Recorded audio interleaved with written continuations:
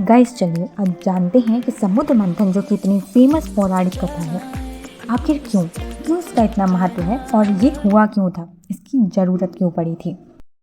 ये उस समय की बात है जब सब तरफ सुख शांति थी, खुशियाँ थी, लेकिन समृद्धि के साथ एक और चीज़ आती, घमंड। इंद्रदेव को अपने वैभव का बहुत घमंड था। एक बार जब दुर्वासा ऋषि स्वर्ग पहुंचे, उन्होंने सभी देवताओं से मुलाकात की। वो जब इंद्रदेव से मिले, उन्होंने उन्हें एक परिजात पुष्पों की माला दी। यह कोई सामान्य माला नहीं थी, बहुत ही खास थी।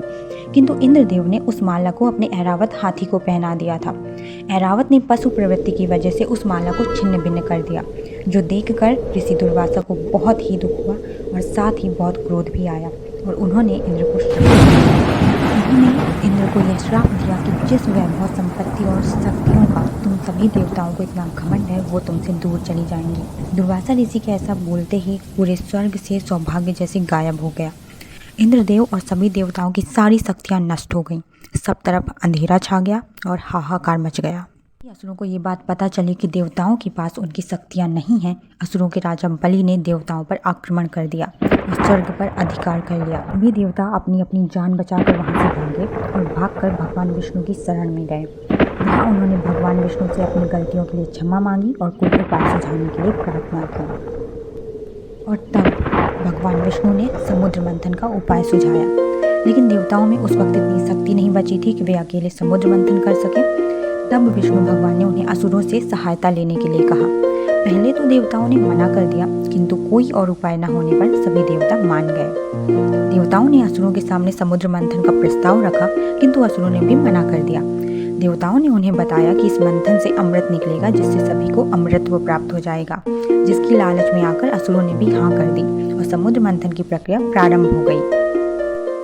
आपने ध्यान दिया होगा, किसी भी चीज को मथने में 3 चीजों की मुख्य भूमिका होती है। पहला आधार, दूसरा स्तंभ और तीसरा नेति, रस्सी। आधार की भूमिका यहाँ भगवान विष्णु ने निभाई थी। उन्होंने कछुए का रूप धारण किया था और अपनी पीठ पर स्तंभ को धारण किया था।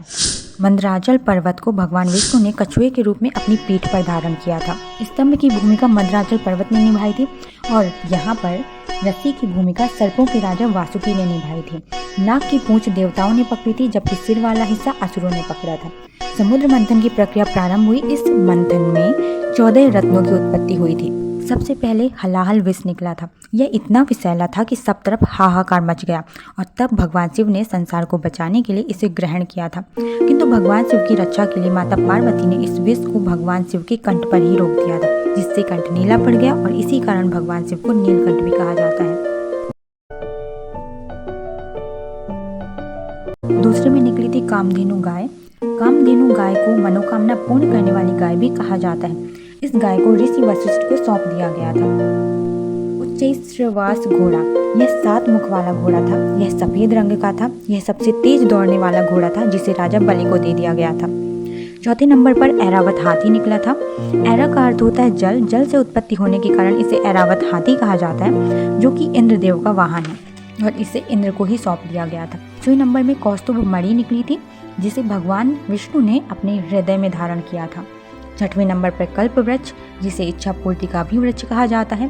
7वें में परिजात वृक्ष, इसके फूलों का उपयोग देवताओं की पूजा के लिए किया जाता है। इसे स्वर्गलोक में ही रखा गया था।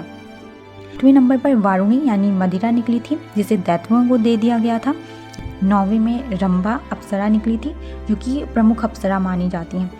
10वें नंबर पर माता लक्ष्मी निकली थी। इनके लिए सभी देवों और दैत्यों में युद्ध प्रारंभ हो गया था, किंतु माता लक्ष्मी ने स्वयं ही भगवान विष्णु को स्वीकार कर लिया था। 11वें नंबर पर पांचजन्य शंख निकला था, जिसे विजय का प्रतीक माना जाता है और इसे भगवान विष्णु ने धारण किया था।